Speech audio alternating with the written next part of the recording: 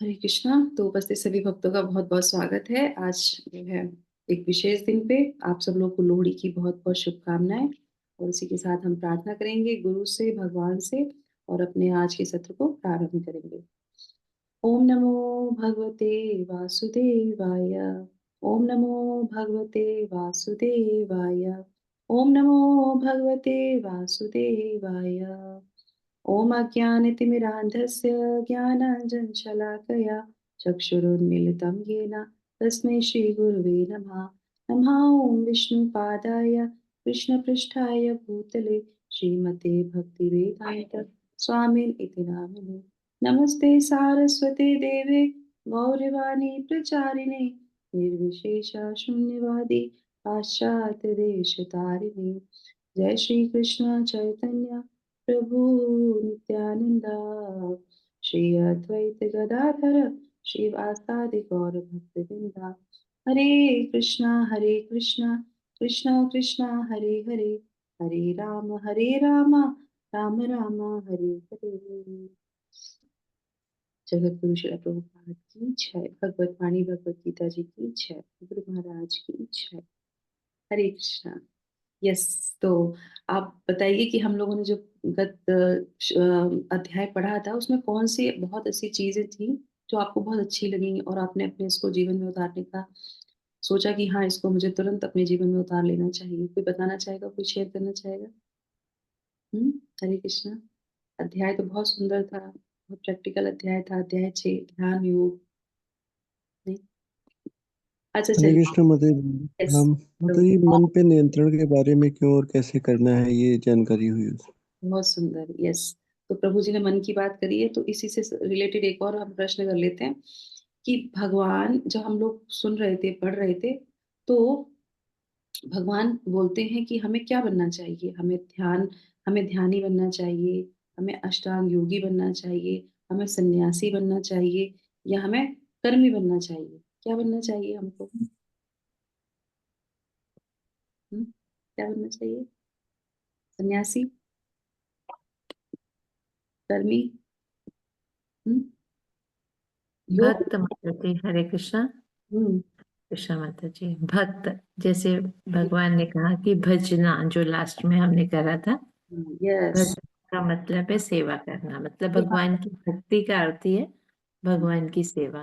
Very कि nice. आप किसी भी प्रकार की सेवा कीजिए, भगवान की सेवा करके ही आप असली जो शरणागति है वेरी। वही चैप्टर में बहुत सुंदर। तो वो बताइए। कहते हैं कि तुम योगी बनो, और कौन सा योगी?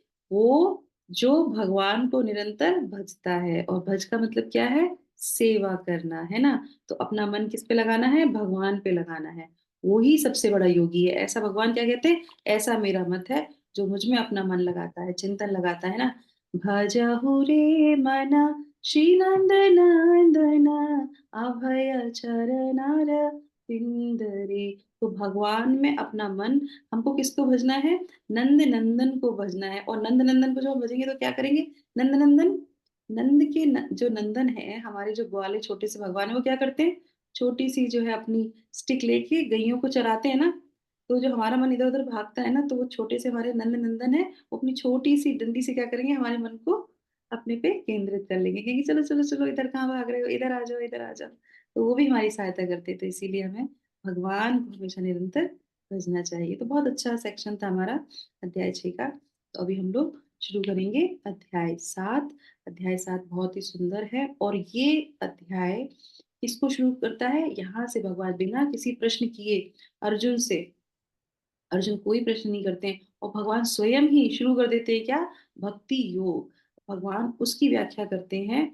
जो भक्त होता है, कैसे वो भक्ति में जो है एक शुद्ध भक्त कैसे होता है। तो ये सेक्शन 7 से लेके और 12 तक के जो अध्याय हैं, पूरी तरीके से हम भक्ति योग पढ़ेंगे, है ना। पहले कर्म योग पढ़ा हम लोगों ने, अब भक्ति योग में प्रवेश किया है ना। तो कर्म योग का सेक्शन पूर्ण करने के बाद भगवान स्वयं भक्ति योग के बारे में बताना प्रारंभ कर देते हैं। और जो लास्ट के 2 श्लोक थे छठे अध्याय में, उसमें भी जो है वो कड़ी थी हमारी किसकी? ये 6 अध्यायों की। ये जो आगे के हमारे 6 अध्याय हैं वो, और सार किसका था?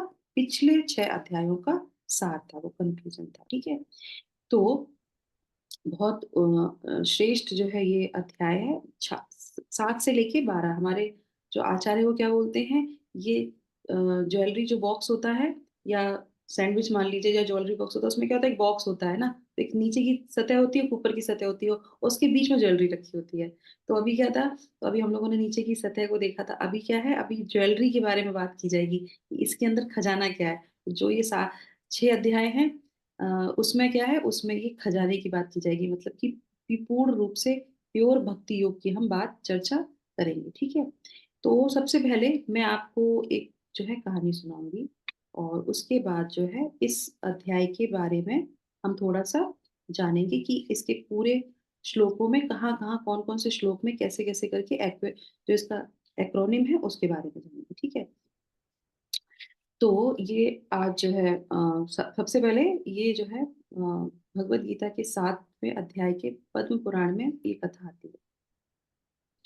तो एक बार क्या होता है कि शिव जी जो है, शिव जी और पार्वती जी, हमको सबको पता है कि शिव जी और पार्वती की जो चर्चा चलती है वो साधारण चर्चा नहीं होती है, वो हमेशा जो है शिव जी जो प्रीचिंग करते रहते हैं, वो अपनी पत्नी को ही, हमारी पार्वती मैया को हमेशा जो है प्रीचिंग करते रहते हैं, हमेशा जो है कथा सुनाते रहते हैं। और वो कथा क्या है, भागवत कथा, भगवत गीता, हमेशा उसके बारे में। और माता जो है इतनी उत्सुक रहती है, हमेशा कहती है हाँ सुनाओ और सुनाओ, इसके बारे में सुनाओ। इस तरीके से वो जब और अध्यायों के बारे में सुनती है तो भगवत गीता के बारे में भी वो सुनना चाहती हैं। तो ये कथा उसी से ही रिलेटेड है। तो किस तरीके से वो जो है पार्वती माँ बोलती हैं कि अब मैं जो है भगवद गीता के 7वें अध्याय के बारे में सुनना चाहती हूँ। मैंने आपको शायद 6ठे अध्याय के बारे में बताया था, तो इसी तरीके से 7वें अध्याय में वो सुनना चाहती हैं, तो महिमा के बारे में। तो उसमें जो है, और ये हमारे पद्म पुराण में क्या बोलते हैं कि ये जो है, ये जो श्रवण होता है, ये कितना अमृत के समान है। तो इसको बोलते हैं अमृत, दिव्य अमृत श्रवण। जो भी हम भगवान के बारे में, भगवान के भक्तों के बारे में, भगवान की जो उपदेश है उसके बारे में, या श्रीमद् भागवतम के बारे में श्रवण करते हैं, तो वो हमारा दिव्य श्रवण माना जाता है। तो ये पाटलिपुत्र नाम का एक जो है बहुत बड़ा विशाल शहर था, और उसमें जो है कई सारे द्वार थे। पाटलिपुत्र नाम का एक शहर था, उसमें बहुत सारे द्वार थे। और उस नगर में जो है एक ब्राह्मण रहता था जिसका नाम था शंकुकर्ण। शंकुकर्ण वो रहता था, और वो जो है उसने जो है अपना जीवन यापन करने के लिए व्यापार चुना था कि मैं व्यापार करूंगा। धीरे धीरे वो व्यापार में आगे बढ़ता है, अच्छा धन कमाता है, कमाते कमाते कमाते कमाते काफी धन इकट्ठा कर लेता है। पर उसके साथ साथ उसकी वृत्ति कैसी हो जाती है, धन को और कमाना है, और धन को जो है इकट्ठा करके रखना है। खर्च करने की वृत्ति उसकी खत्म हो जाती है, इकट्ठा करने की, जोड़ने की वृत्ति उसकी बढ़ जाती है। और वो बहुत क्या हो जाता है, कृपण हो जाता है, वो बहुत कंजूस हो जाता है वो, क्योंकि उसको जो है इकट्ठा करना है, इकट्ठा करना। और पूरी तरीके से वो हमेशा कैसे और पैसा कमाए, कैसे और कमाए, और इतना पैसा इकट्ठा कर लेता है कि वो जो उस शहर में जो राजा जो होते थे, जो उच्च अधिकारी होते थे, वो भी उसके घर पे आते थे, क्योंकि वो इतना बड़ा पैसे वाला है, और उसके साथ भोजन भी करते थे। उनको तो भोजन करा देता था, बाकी वो अपना पैसा किसी में भी, अच्छे किसी काम में भी खर्च नहीं करता था। ना कोई दान करना, ना पुण्य करना, कुछ भी नहीं, भक्ति से, मंदिर से, भगवान से कोई लेना देना नहीं था। सिर्फ अपने दिखावे के लिए, और वैसे ही वो जो है हमेशा पैसा इकट्ठा करता था, और ज़्यादा जो है कमाने के बारे में विचार करता रहता था। तो इसी तरीके से, और जब उसको लगा कि उसके पुत्र भी थे, 4-5 पुत्र थे, तो उसने सोचा कि धीरे-धीरे क्या होगा, ये सब लोग मेरा धन भी ले लेंगे, तो मैं अपना धन छुपा लेता हूँ। तो वो क्या करता है, एक सुनसान जगह पे जाके अपने सारे धन को जो भी इकट्ठा करता था, एक गड्ढा खोद के वहाँ पे गाड़ना शुरू कर देता है, जमाना शुरू कर देता है। पहले तो ऐसे लॉकर वगैरह होते नहीं थे, तो वो वहाँ पे जाके जमाना वो करने लगता था, और हमेशा उसी के बारे में चिंतन करता था। तो एक ऐसे ही होता है, कि वो जो है एक रास्ते से जा रहा होता है, और उसको ऐसा लगता है कि अरे, कथा में तो ऐसे आता है कि वो चौथी शादी करने जाता है, पद्म पुराण में जो लिखा है, कि वो चौथी शादी करने जा रहा था। तो अब पैसा ज्यादा हो जाता है, तो आदमी में गलत प्रवृत्ति भी आ जाती है, तो उसके मन में भी आया होगा, 1 2 3 4 चौथी शादी करने जाता है। तो रास्ते में जाते जाते वो थक जाता है, और उसके बाद फिर वो एक जगह विराम करता है। और वो विराम करता है तो वहीं पे जो है, और जो उसका जो धन होता है, वो जो जहाँ गाड़ता है, वहीं पे जाके वो विराम करता है। और वहीं पे विराम करते करते ऐसे बताया जाता है कि वहीं पे आके एक सर्प उसको जो है डस लेता है। अब वो सर्प जब उसको डस लेता है, तो उसको तो इतनी अंदर से हो जाता है कि अब मैं मर जाऊंगा, और मेरा सारा धन क्या है, गड़ा हुआ है और ये तो किसी को मैंने बताया भी नहीं, और वो इतना विचलित हो जाता है और उस धन के बारे में ही सोचता रहता है, और वो सर्प जब उसको काटता है तो बस धन और वो सर्प, धन और वो सर्प, उसी के बारे में वो चिंता करता रहता है, और वैसे ही उसके प्राण छूट जाते हैं। और हम 8वें अध्याय में अभी सुनेंगे आगे जाके कि जिस जिस मति में हम लोग जाते हैं, शरीर को छोड़ते हैं, वैसे ही हमको क्या मिलता है, दूसरा शरीर प्राप्त हो जाता है। तो ये शरीर छोड़ देता है और उसकी मति में सर्प रहता है, धन रहता है, तो ये क्या बन जाता है, ये सर्प बन जाता है। पर क्योंकि अच्छा काम तो इसने कुछ किया नहीं होता है, धन की आसक्ति में रहता है, तो ये सर्प का जो शरीर इसको मिलता है, वो भी शरीर शरीर सर्प का ऐसा नहीं मिलता है, प्रेत सर्प का इसको जो है शरीर मिलता है। प्रेत सर्प का क्या होता है कि आपको जो है वो दिखाई नहीं देगा, उसकी जो है आपकी आवाज सुनाई देगी, और वो जो है प्रेत योनि में पहुंच जाता है, सर्प की प्रेत योनि में। प्रेत योनि में भी जो है कितने सारे योनियां होती हैं, तो उसमें प्रेत योनि में वो सर्प की योनि में पहुंच जाता है, और फिर इसी तरीके से वो वहां पे जो है तड़पता रहता है, वहीं पे उसी जगह पे जाके जहां उसने अपना धन गाड़ा होता है, वहीं जाके वो कुंडली मार के बैठ जाता है, उसकी रक्षा करने लगता है, क्योंकि मस्तिष्क में वही प्रवृत्ति उसकी रहती है। इस तरीके से बहुत समय बीतता जाता है, और उसके बाद फिर वो जो है वो सोचता है कि ये कब तक करता रहूंगा मैं ऐसे, ऐसे तो मैं यहाँ से उद्धार होगा नहीं। वो तो थक जाता है, सोचता रहता है कि मैं कैसे यहाँ से निकलूँ, ना तो मैं अपना ये धन खर्च कर पा रहा हूँ, ना किसी और के काम आ रहा है, तो किसी ना किसी तरीके से ये, उस समय भी उसका धन में ही दिमाग में रहता है, उसको लगता है कि नहीं, ऐसे तो मेरा उद्धार होने वाला नहीं है, मुझे तो इस योनि से बाहर निकलना ही पड़ेगा। फिर वो क्या करता है कि वो जो है सपना देता है अपने पुत्र को, सपना देता है अपने पुत्र को कि इस तरीके से जो है यहाँ पे धन गड़ा हुआ है, और जो है तुम आओ और यहाँ पे आके ले जाओ, ऐसे करके वो सपना उसको देता है। तो उसके पुत्र को 4-5 उसके पुत्र होते हैं, तो उसमें से जो है अपने वो, जो उसका बेटा होता है, पुत्र होता है, वो अपने सारे भाइयों को बताता है कि ऐसे ऐसे मैंने जो है सपना देखा कि ऐसे धन गड़ा हुआ है, और जो है वहां पे एक सांप भी है, और आओ और इसको धन को ले जाओ। उसको ये नहीं पता होता ये मेरे पिताजी हैं, उसको सपना आता है। तो और लोग तो इतना ध्यान नहीं देते हैं, पर वो कहता है कि नहीं, मैं तो जाऊँगा और उसको देखूँगा जाके। और वो उस जगह पे जाता है, एक जो है फावड़ा लेके, और वहाँ पे खुदाई करना शुरू कर देता है। खुदाई करता रहता है, तब तक एक जो है उसको साँप का बिल दिखाई देता है, और जैसे ही उस सांप का बिल दिखाई देता है, उसको लगता है कि हाँ, ये सही जगह है। और फिर वो तब तक खुदाई करता रहता है जब तक उसको धन ना मिल जाए। तो करता रहता है तब तक, फिर जो है वहां से आवाज आनी शुरू होती है, कहते हैं कि तुम जो है कौन हो, यहाँ पे आके क्यों जो है खुदाई कर रहे हो, कैसे निकाल रहे हो। तो वो कहते हैं कि मैं जो है, मुझे सपना आया था ऐसे ऐसे कि यहाँ पे धन है और एक सांप है, तो उसकी वजह से। तब फिर वो पूछते हैं कि कौन है, किसकी आवाज है, वो पूछता है कि किसकी आवाज है। तो फिर वो कहता है कि मैं तुम्हारा पिता हूँ। पिताजी पहले कंफर्म कर लेते हैं कि मेरा बेटा है, ये सही व्यक्ति है, ऐसे करके। तो वो जो है खुदाई करके, और वो कहते हैं कि ठीक है। तो फिर उसके जो जो सांप होता है, वो अपने बेटे की इस बात पे हंसता है, और खुद बोलता है कि मैंने अपने पूरे जीवन भर यही काम किया था, पैसा इकट्ठा किया, जमा किया, और किसी के काम नहीं आया, और तुम भी इसीलिए आज आए हो क्योंकि तुम्हें भी पैसे की आसक्ति है। तो बोले तुम ये काम मत करो कि तुम पैसे की लालच में तुम पैसा लो, तुम मेरे उद्धार के बारे में सोचो, क्योंकि मैं तुम्हारा पिताजी हूँ, और मैंने तुम्हें इसीलिए सपना दिया कि तुम मेरा उद्धार करो।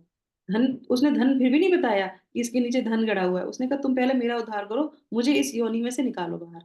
तो वो कहते हैं कि ठीक है पिताजी, आप बताइए मुझे क्या करना चाहिए आपके लिए। तो वो कहते हैं कि देखो, ना तो किसी दान से, ना ही किसी तपस्या से मेरा उद्धार हो सकता है। मेरा उद्धार सिर्फ एक ही काम से हो सकता है।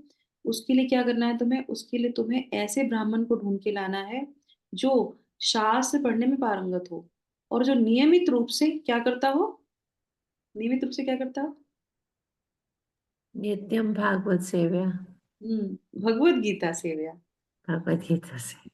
तो नित्यम जो है रूप से वो जो है भगवत गीता का पारायण करता हो, और भगवत गीता पढ़ने में एकदम पारंगत हो गया हो, ऐसे व्यक्ति, ऐसे ब्राह्मण को ढूंढ के लाओ। अब ब्राह्मण लोग तो ऐसा करते नहीं है, वो तो अपने और कर्म कांडों की चीजें करते हैं, तो उसको ढूंढने में मुश्किल। तो बोले वो लेके आओगे, और तब जाके मेरा क्या करोगे तुम, जो श्राद्ध होता है, जो पिंडदान होता है, उसको करो, और उसको करने से मुझे मुक्ति मिलेगी।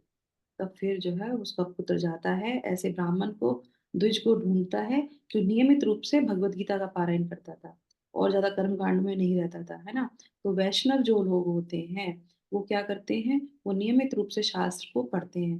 तो ऐसे जो है वो ब्राह्मण को ढूंढ के लाता है और उसके बाद उनसे बोलता है कि मेरे पिताजी जो है प्रेत योनि में है, सर्प की योनि में है, तो कृपया करके उनके उद्धार के लिए आप जो है पूजा पाठ कीजिए। तो फिर वहां पे पूरी तरीके से विधि विधान से उनका जो है तर्पण होता है, मुक्ति के लिए जो जो भी जो होते हैं वो सब किए जाते हैं, और बैठ के जो है भगवत गीता का पारायण होता है। उसमें भी कौन सा अध्याय? अध्याय 7। अध्याय 7 को बैठ के वो वहां पे पढ़ता है, और जो है और उनके पिताजी भी वहां पे जो है, क्योंकि वो तो प्रेत योनि में, वो तो कहीं पे भी जा आ सकते हैं, उनको कोई देख तो सकता नहीं है। और फिर वो जो है उनको सुनते हैं, और उसको सुनने से, श्रवण से उनके पिताजी को मुक्ति मिलती है, और तुरंत वो चतुर्भुज फॉर्म में कन्वर्ट हो जाते हैं। कौन? इनके पिताजी। और जो है हो जाते हैं, और ऊपर भगवान के धाम जाने से पहले, सिर्फ श्रवण मात्र से वो ऊपर चले जाते हैं, पर जाने से पहले वो बहुत प्रसन्न होते हैं और अपने पूरे परिवार को जो है ब्लेस करते हैं, और विशेष रूप से उस पुत्र को बोलते हैं कि मैं तुम्हें अब बताता हूँ वो धन कहाँ पे है। और फिर वो उसको धन की बताते हैं और कहते हैं कि ये धन अपने लिए बिल्कुल खर्च मत करना, इस धन को तुम जो है भगवान की सेवा में लगाना, लोगों के उद्धार के लिए लगाना, और कोई मंदिर बनवाना जहाँ पे भगवान की, विष्णु की, भगवान कृष्ण की सेवा हो, पूजा हो, और दूसरों लोग जो भी वहां पे आए दर्शन करें, और जहाँ पे नियमित रूप से, जिस मंदिर में नियमित रूप से ये जो भगवत गीता का पाठ होता हो, ऐसा मंदिर बनाओ, ऐसी स्थान बनाओ, और उसमें ये मेरा सारा धन जो है लगाओ। तब जाके वो जो है लगाते हैं। तो ये है महिमा श्रीमद् भगवत गीता जी के 7वें अध्याय को पढ़ने की। तो हम लोगों ने कितने अध्याय पढ़ लिए? हमने 6 पढ़ लिए, अब हम पढ़ने जा रहे हैं 7वां अध्याय। तो जितने भी पितृ होते हैं, या जो भी कोई ऐसी प्रेत योनियों में फंसे होते हैं, अगर हम नियमित रूप से भगवत गीता का पारायण करते हैं, तो हमें तो, हमारे जीवन को तो सफल बनाती ही है भगवत गीता, पर जो हमारे पितृ हैं, जो ऐसे योनियों में फंसे हुए जिनको हमें नहीं पता, उनका भी उद्धार हो जाता है ना। तो कितनी महान है भगवत गीता, भगवत गीता का महत्व। और इतना ही नहीं है ना, ये तो हमें भगवान ने सुना दिया, शिव जी ने पार्वती को बता दिया, फिर वो लास्ट में शिव जी ये भी बताते हैं कि जो भी कोई इस भगवत गीता के 7वें अध्याय का महात्म पढ़ता है, सुनता है, सुनाता है, उसको भी कुछ मिलता है। क्या मिलता है? अब उनके पिताजी तो चतुर्भुज फॉर्म में चले गए ऊपर, अब हम लोग पढ़ रहे हैं, सुन रहे हैं, सुना रहे हैं, तो हम लोग को क्या मिलेगा?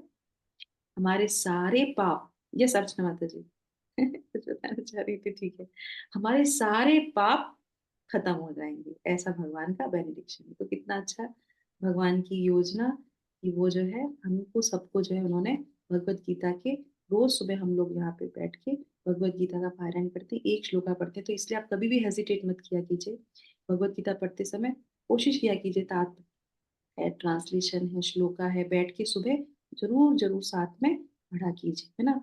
कोई बात नहीं, सर्दी हो रही है, कैमरा मत खोलिए, जहाँ हैं जैसे हैं रोज पढ़िए बैठ के हमारे साथ, क्योंकि हमें भगवान ने बहुत अच्छी अपॉर्चुनिटी दी है। पूरे दिन में हम इतने व्यस्त हो जाते हैं, नहीं हमें ध्यान मिले, पर ये समय सुबह सुबह हम जपा के बाद जो भगवत गीता पढ़ते हैं वो बहुत ही शुभ है, मंगलमय है, सारे हमारे पापों को नष्ट करेगी। और इतना ही नहीं, उसके बाद, हाँ, इससे मुझे याद आया, और इतना ही नहीं, उस जो बच्चे ने, उनके पुत्र ने जो व्यवस्था की थी उस पिताजी के लिए, तो उनको बेनिडिक्शन क्या मिला?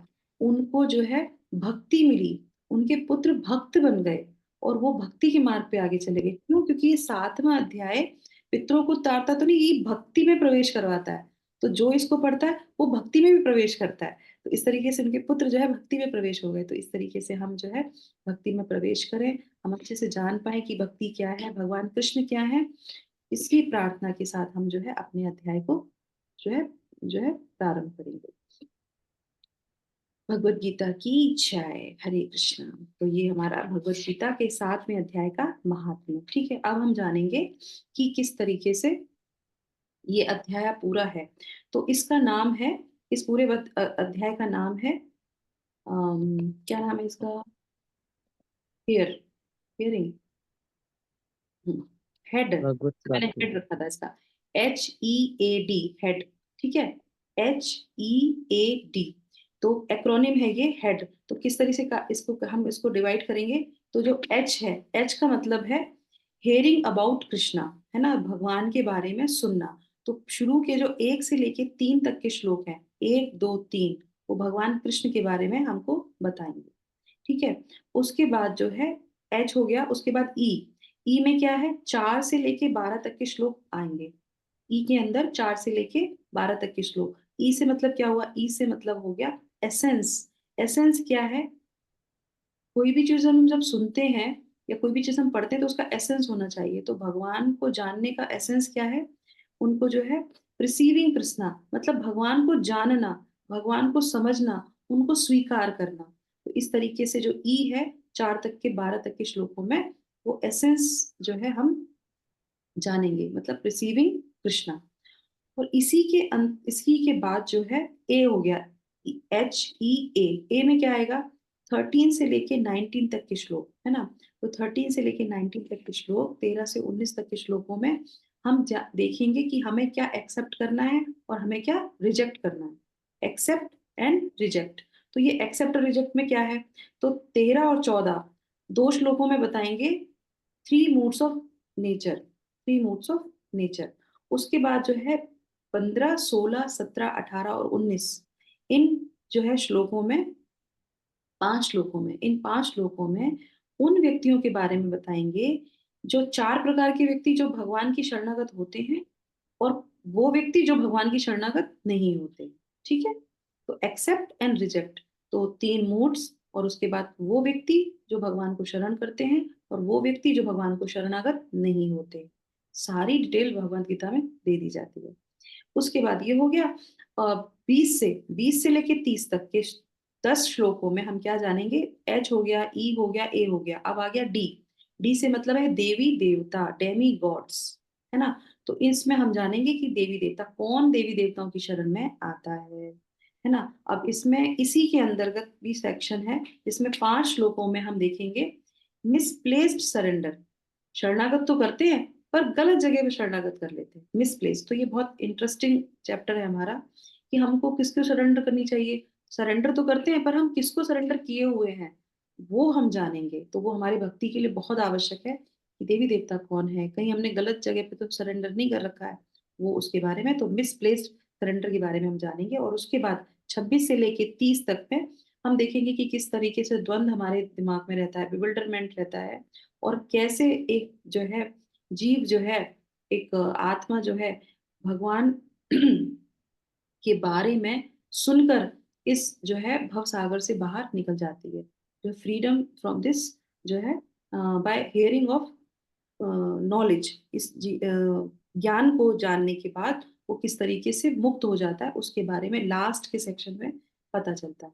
तो इस तरीके से पूरा जो है भक्ति योग को कवर किया जाएगा, कि कौन आते हैं कौन नहीं आते, भगवान कौन है, कैसे भगवान को सरेंडर किया जाता है, एसेंस क्या है भक्ति का। ये सब चीजें हम इस अध्याय में जानेंगे। तो आज हम इतना ही सुनेंगे, और कल से, तो कल हमारा कौन सा दिन है, कल कौन सा दिन है, मकर संक्रांति। मकर मकर संक्रांति, संक्रांति। मकर मकर संक्रांति। हमने प्रयास किया था कि हम नव वर्ष में जो है अध्याय 7 प्रारंभ करेंगे, पर भगवान ने कहा तुम मकर संक्रांति के दिन क्या करोगे, अध्याय 7 प्रारंभ करोगे। तो भक्ति, जब हम मकर संक्रांति के दिन भक्ति प्रारंभ करेंगे तो भक्ति हमारे जीवन में अवश्य आएगी, भगवान की कृपा हमारे पास आएगी। जिस तरह से भीष्म पितामह बोलते हैं कि उनको बेनेडिक्शन दी जाती है कि वो तुम जब चाहोगे तभी जो है इस जगत से जाओगे, और स्वयं भगवान उनको वहां पे आके दर्शन देते हैं। तो हम लोग भी प्रार्थना करते हैं, आज बहुत शुभ दिन है, लोहड़ी का दिन है, और कल मकर संक्रांति का दिन है, हम लोग भक्ति में प्रवेश करें, ऐसे ही भगवत गीता का पारायण करते रहें, और सब लोग जो है जीव भगवान के धाम जाएं। इस मटेरियल संसार में हमारा कोई जो है लेना देना ना रहे, और अगर आए तो भगवान की सेवा के लिए आए, गुरु की सेवा के लिए आए। इसी के साथ हम आज के इस सत्र को विराम करते हैं। हरे कृष्णा हरे कृष्णा, हरे कृष्णा कृष्णा कृष्णा कृष्णा कृष्णा कृष्णा हरे हरे हरे, हरे, हरे हरे हरे कृष्ण। रामा हरे हरे राम, रामा, राम राम हरे रामा हरे, हरे हरे हरे। कृष्ण कृष्ण कृष्ण हरे हरे, हरे राम राम राम हरे हरे। जगत गुरु शिला प्रभुपाद की जय। जय। भक्तवाणी भगवत। हरे कृष्णा हरे हरे। हरे कृष्णा, दंडवत प्रणाम माता जी। Thank you so much. और सुमित प्रभु जी के लिए भी हम 3 बार हरे कृष्णा महामंत्र बोलेंगे, कि सुमित प्रभु जी बहुत अच्छी सेवा कर रहे हैं महाकुंभ में, उनको जो है सेवा मिली है। चिकित्सक है, वो डॉक्टर है, तो वहां पे जितने भी भक्त आएंगे या जो भी लोग आएंगे स्नान के लिए, उनको वो मुफ्त में चिकित्सा उनको देंगे, उनकी देखभाल करेंगे। तो वो अपनी सेवा बहुत अच्छे से करें 2 महीने तक कंटिन्यू। उनके लिए भी 3 बार हरे कृष्णा महामंत्र।